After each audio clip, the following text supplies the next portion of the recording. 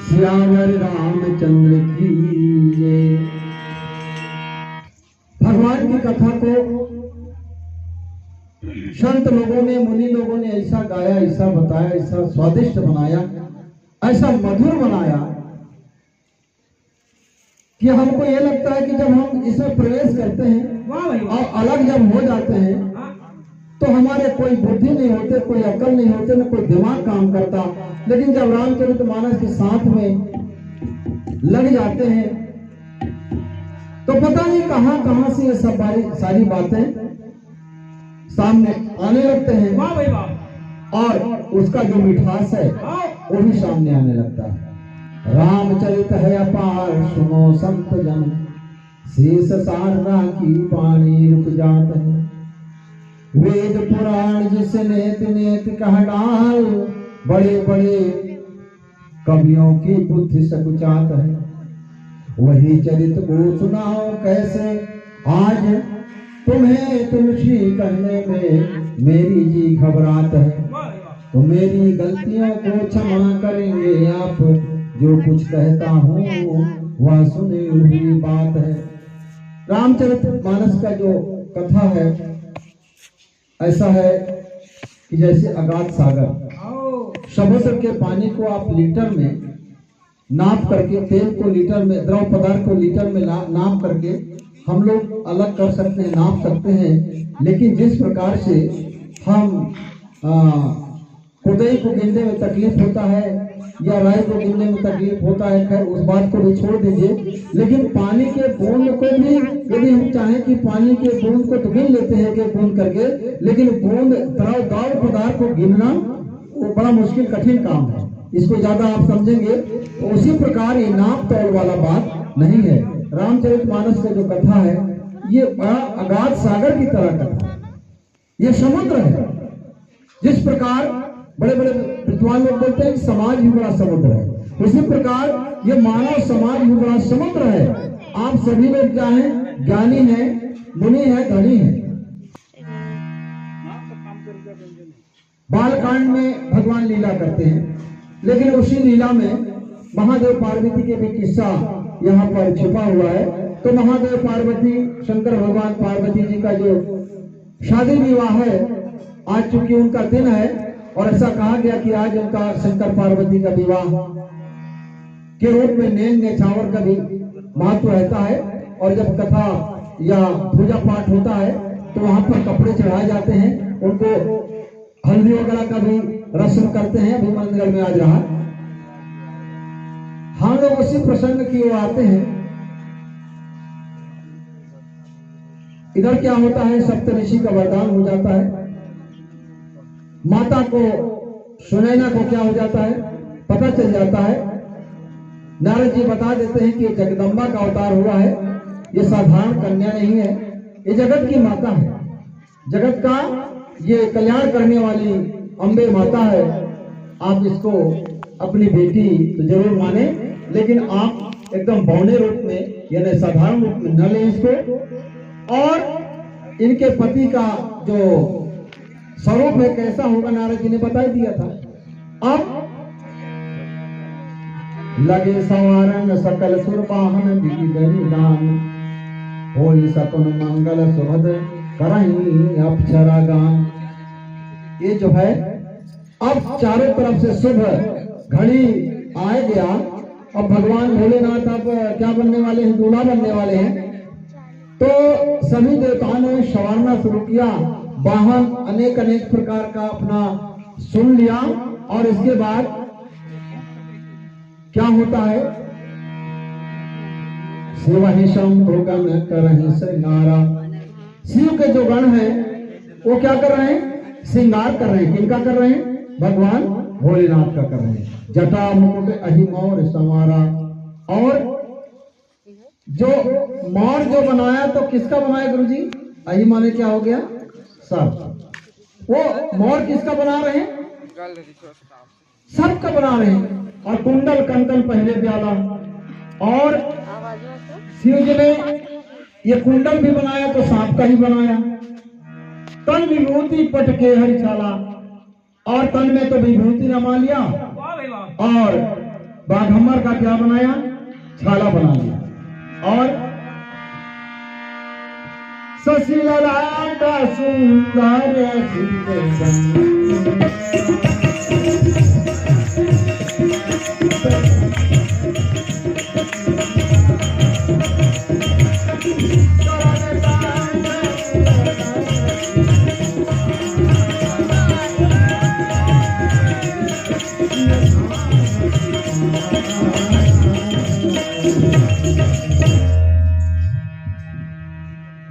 शशि ललाट सुंदर श्री गंगा। अब जो है गंगा सिर पर है और चंद्रमा भी सिर पर लगे हैं। नयन तीन उपवीत भुजंगा, आंख तो तीन ही है भगवान भोलेनाथ का। और उपवीत माने जनेऊ बनाया क्या, सब का ही बनाया।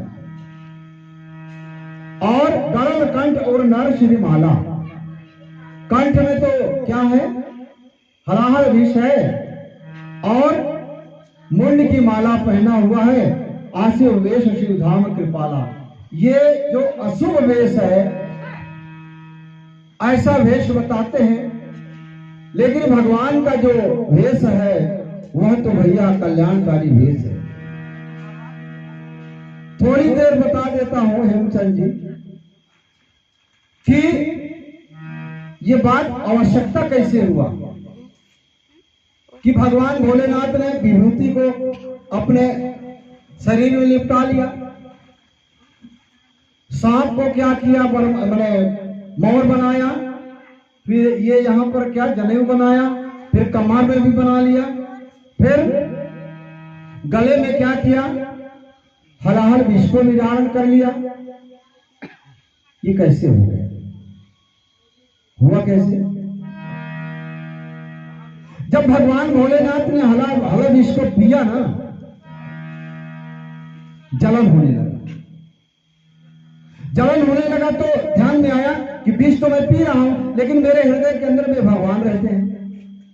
भगवान के अंदर में या भगवान के ऊपर ये चला जाएगा विष, तो भगवान जी तो चले जाएंगे। तब उन्होंने गले में रोक लिया, गले में रोक लिया। अब गले में तो रोक लिया, लेकिन आगे क्या हुआ?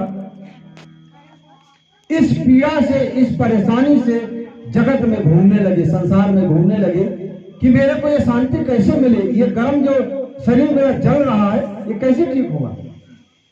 तब किसी ने कहा कि सर्प जो है ना बड़ा ठंडा होता है, तो ऐसा करो भगवान आप सर्प को जो है ना पहन लो, गले में डाल दो, तो हो सकता है गला का जो जलन है ठंडा हो जाए। शेषनाग जी को उन्होंने क्या किया, गले में डाल दिया, फिर भी ठंडा नहीं हो रहा, फिर भी ठंडा नहीं हो रहा। उसी समय भागीरथी ने तपस्या करके गंगा को लाने का योजना बनाया था। तो फिर ज्ञानियों से मुलाकात होता है, बोले भगवान भोलेनाथ बोले कि अभी भी ठंडा नहीं हो रहा, तो बोले ऐसा करो मौका ठीक है, गंगा जी आने वाली है धरती में, तो आप उनको सिर में धर लो तो तुम्हारा सिर कपार जो है ठंडा हो जाएगा। तो उन्होंने क्या किया, बोलते ये अच्छी बात है, फिर मैं धर ही लेता हूं। देखिए बहुत सारे प्रसंग हैं, लेकिन मैं उन्होंने कहा कि मैं धर ही लेता हूं, और गंगा को उन्होंने जटा में बैठा लिया। फिर भी वहां पर ठंडा नहीं हो रहा है। गंगा जी के आने के बाद भी भगवान भोलेनाथ का मन जो है अभी जल ही रहा है, जल ही रहा है, इसके बाद भी ठंडा नहीं। किसी ने कहा कि चंद्रमा बड़ा ठंडा होता है, रात में शीतलता देता है। हे भगवान भोलेनाथ, यदि आप चंदा को भी अपने मस्तक में लगा लेते ना, तो हो सकता है और ठंडा मिल जाता। भगवान भोलेनाथ ने चंदा को भी अपने सिर पे लगा लिया, तुम यहीं रहना भैया, फिर भी ठंडा नहीं, फिर भी ठंडा नहीं। कई ऐसे हमारे गवैया टाइप के लोग रहे होंगे, तो बता दिए भोलेनाथ को, अरे कहाँ लगाए हैं भोले बाबा, इनसे कहीं ठंडा होने वाला नहीं। कंडा का जो राख होता है ना, बहुत ठंडा देता है, बहुत ठंडा होता है। आप ऐसा करो कि कंडा का राख लगा लो, तो आपका पूरा जो है शरीर ठंडा हो जाए।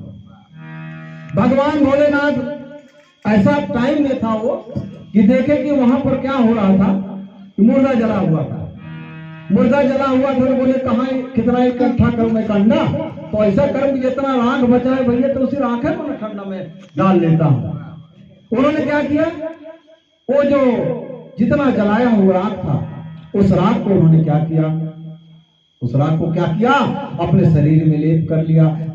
राम नाम सत्य है, सत्य बोलो गत है, राम नाम सत्य है, सत्य बोलो गत है। चले जा रहे हैं 4 जने मिला मैंने पूरा मैंने दफनाने के लिए जा रहे हैं। बोले बाबा देखिए कि क्या हो रहा है, तो बोले राम नाम सत्य है, सत्य बोलो गत है।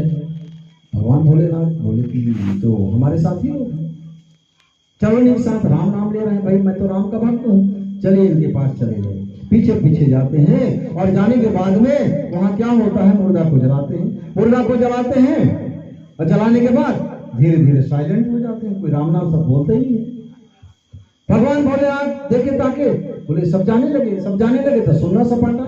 बोले क्या बात, आधा दूर गए, आधा दूर जाने के बाद उनको ध्यान में आया कि मेरा जो असली साथी था ना, मेरा जो असली साथी था, जो राम नाम का भक्त था, राम नाम को बोलता था, वो यही था जो जल गया, जो जल गया यही मेरा साथी था। ये सब बेकार है, ये लोग दिखाने वाले राम नाम कहने वाले हैं। तो ऐसा करता हूं, जाता हूं, मेरा भाई है, मेरा भक्त का भक्त मैंने भाई, ऐसा भगवान भोलेनाथ सोच करके और जा करके तब उस भस्म को अपने शरीर में लगाते हैं। बोले श्याम रामचंद्र की।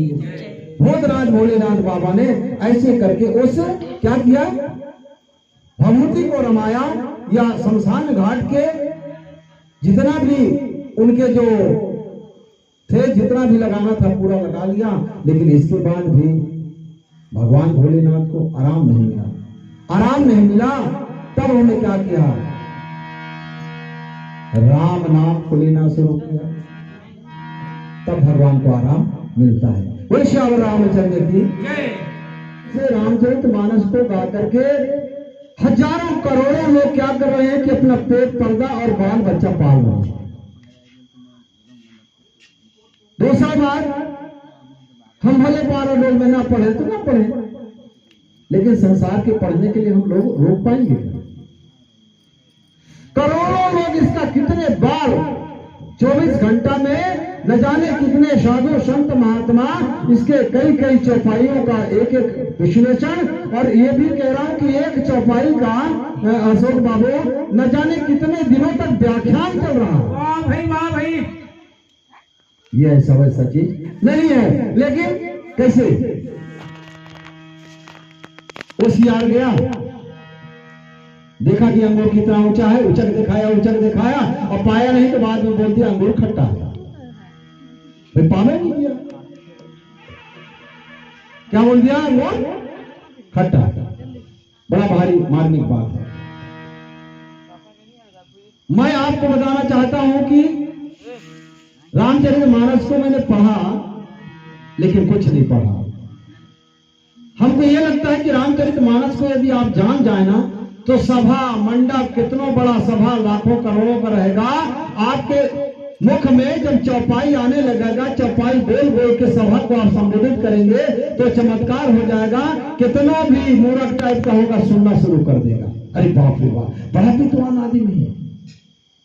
कैसे, जहां सुमति तहां संपत्ति नाना, जहां कुमति तहां विपत्ति निदाना।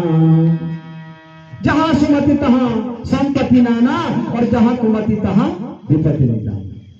कुमति कहते ना, कुमतिया बैरी तारे न टरे। मोर भोली मैं ना सुन, कुमतिया बैरी तारे न टरे। ये कुमतिया बैरी टारने से नहीं टरेगा। ये कैसे टरेगा? कुमतिया हमारे दिल के अंदर में समाया है। जैसे गिलास का पानी यदि गंदा है, अब गिलास के पानी को बिना गिराए, उस पानी को बिना गिराए आप उसको शुद्ध करेंगे तो कैसे करेंगे? उस गिलास के पानी में शुद्ध जल को आप डालते जाएंगे, गंदा पानी अपने आप निकलते जाएगा। गिलास को आपको उलटना नहीं पड़ेगा, गिलास को उलटना नहीं पड़ेगा। लेकिन चाहेंगे कि गिलास को उलट के गंदा को मैं फेंक दो, इसके बाद नया जल भर दूं, ऐसा नहीं होता। धीरे धीरे शुद्धि के लिए अपने को क्या करना पड़ता है, उसमें अच्छा शुद्ध जल को डालना पड़ता है। तो धीरे धीरे क्या होता है, वो शुद्ध बन जाता है। बोले ये रामायण को आप हंसी मजाक मत समझे, हम ना समझे, हम रामायण के बारे में जानते नहीं तो रामायण के बारे में टीका टिप्पणी क्यों करना, हमको नहीं करना चाहिए। जिस विषय में जानकारी नहीं है उस विषय का ठेका नहीं लेना चाहिए। हम उसको छोटा सा हमने छोटा रूप मान करके कि मैं छोटा हूँ, अल्पज्ञ हूँ, अज्ञानी हूँ, भैया मैं नहीं जान पाऊंगा। भले थोड़ा बहुत पढ़ते हैं लेकिन इतना डीपली नहीं जाते, हम वहां पर गहराई पर नहीं जान पाते। ये इतने मैंने अद्भुत इसमें क्या है, अंग्रेजी भी है, उर्दू भी है, फारसी भी है और आपका ब्रज भाषा है, हिंदी साहित्य है, इसमें अलंकार है, रस है, छंद है, सारे चीज इसमें भरे पड़े हैं। कैसे सामंजस्य भगवान ने बना करके शिक्षा दिया कि इस रामायण को यदि पढ़ोगे तो जरूर तुम्हारे दिमाग में एक न एक बात घुसेगा। सोसाइटी को समझाने के लिए रामचरितमानस में जो कथाएं हैं इनको हम सब पढ़ते हैं। रामायण कहेंगे और घर में जाकर के फिर पत्नी के साथ में लड़ाई, गुत्थम गित्था होना शुरू, बेटा के साथ में लड़ाई, बेटा नहीं मानता, बेटा नहीं समझता तो पत्नी नहीं समझती, पड़ोसी नहीं समझता, चार घर दादा हमारे तो भाई दिन भर में 2 ही बार हो जाते। ले हम लोग खुद देखे हैं, माँ क्योंकि पढ़ाई लिखाई, बेटा होशियार हो गया, फुल पेंट वाला बन गया, तो माँ को यदि बाजार में देख ले कि ये माँ है तो चुप्पे चुप्पे खिसक लिए कि माँ को जब मैं मिलूंगा तो कोई देख लेगा तो कहेगा कि इसी की माँ है। ये सत्य घटना बता रहा, ये बात नहीं आना चाहिए। हमारे परिवार में माँ हो, पिता हो, भाई हो, बुजुर्ग हो, उनका सम्मान हमको करना चाहिए। और जब हम उसी के माध्यम से आए हैं, उन्हीं की कृपा से, उन्हीं के बदौलत हम आगे बढ़े हैं, तो हमको हमारा धर्म बनता है कि हम उनको ना भूलें। उचित अनुचित विचार तजिए पाले पित बहन, ते भाजन सुख सुदस के बसही अमर पतियन। रामचरितमानस ये कहता है कि उचित अनुचित विचार तजी, उचित को छोड़ दो और अनुचित को छोड़ दो और पिता जो कहते हैं उसको कर डालो, पिता जो कहते हैं उसको कर डालो। लेकिन आज क्या होता है, पिताजी बोलेंगे बेटा आज ना थोड़ा सा ऐसे कर दो, फुर्सत नहीं है तो देखा तो कल भी पता चला निकल गया, दूसरे कैसे नहीं हो इसका, तो अरे आज ज्यादा व्यस्त हो गया तो कल देखा। कोई जरूरत है पिताजी का, वो बेचारा टकटकी आंख लगाए देख रहे हैं, माँ हो चाहे पिताजी हो, लेकिन इसका जो समय जो है ना बहुत व्यस्तम समय बीत रहा है हमारा आपका। लेकिन वो जो पिताजी रात दिन टकटकी लगाए के ठेला धर के बैठे तो उसका दिमाग तो केवल उसी में चल रहा है, वो तो इंतजार कर रहा है आपका। लेकिन आप जा करके उसको नहीं देंगे तो उसकी तसल्ली नहीं होगी। ऐसे में बता रहा हूं, कई ऐसे हमारी जो बुजुर्ग माताएं हैं वो जो है ना उनका सांस बंद हो जाता फिर वापस आ जाता है। कई ऐसी घटनाएं हैं। समय 12 बजने वाला है धीरे धीरे और उनका लीला भी प्रारंभ होने वाला है।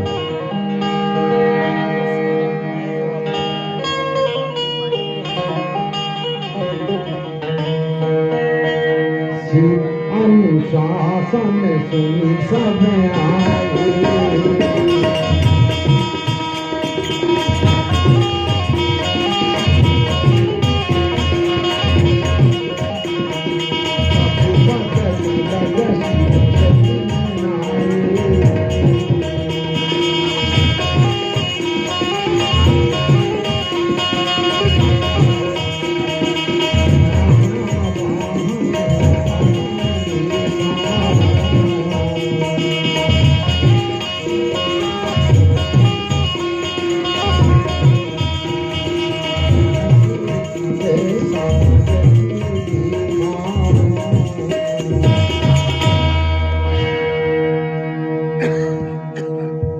के अनुशासन को, शिव जी की आज्ञा को पा करके और सभी लोग क्या करते हैं आकर के और स्वामी के चरण कमल में लग जाते हैं और नाना वाहन नाना वेशा। कितनी अच्छी बात है, नाना प्रकार के वाहन हो जाते हैं और नाना प्रकार के वेश धर करके आते हैं। विहसे शिव समाज निज देखा। भोले बाबा ने अपने समाज को देखा और दूसरे के समाज को देखा तो हंस पड़ी, बेहस पड़ी। कौम कहीं न विपुल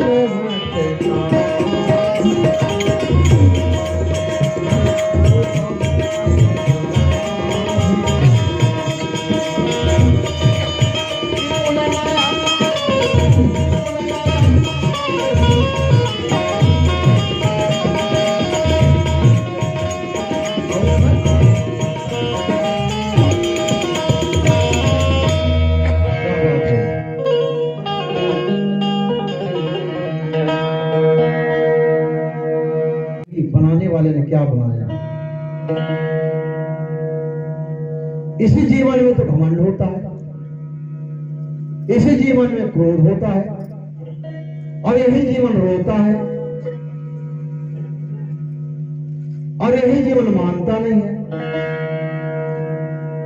क्या समय है, कोई क्या करता है, कोई क्या करता है, कौन से कर्म करने लायक है, कौन नहीं करने लायक है, सारे कर्मों को करता है, यही जीवन है। लेकिन सत्य क्या है, वो क्षण को व्यक्ति भूल जाता है, मानव भूल जाता है, जीव भूल जाता है। एक दिन ऐसा आएगा भैया, कागा नोचेगा वन में, अरे पागा बांधे मूछ संवारे, तेल चुए जुल्फन में। एक दिन ऐसा आएगा भैया की कागा नोचेगा वन में। कितना तेल लगाता है, सेंट लगाता है, ये लगाता है, वो लगाता है, सारा चीज होता है, लेकिन इसके बाद एक न एक दिन इस संसार से लोगों को चला जाना होता है। उसमें हम लोगों का भी वही स्थिति है, एक दिन जाना होगा। लेकिन आदमी कहते हैं कि मन बैरी जो है ना, वो कभी मानता नहीं है जब तक धक्का न खाए, जब तक धक्का न खाए। और इसके बाद भी जब वहां जाएंगे, कहां, शमशान घाट में, तो हर कोई रोता है, बोलता है कि मैं चिते में जल जाऊंगा। लेकिन ऐसा होता नहीं है, बाद में हंसने लगता है। घर आने के बाद कई प्रकार का उसको ध्यान में आता है और उस बात को भूल जाता है। ये जीवन में किस प्रकार का हम लोगों को क्षण मिला है, उस क्षण को समझने की जरूरत, कैसे हम भगवान के भजन में अपने मन को लगाएं, ठहराएं, ये बात हमको कहने की जरूरत है। अधिक स्नेह गोद बैठाई, श्याम सरोज नयन, श्याम रामचंद्र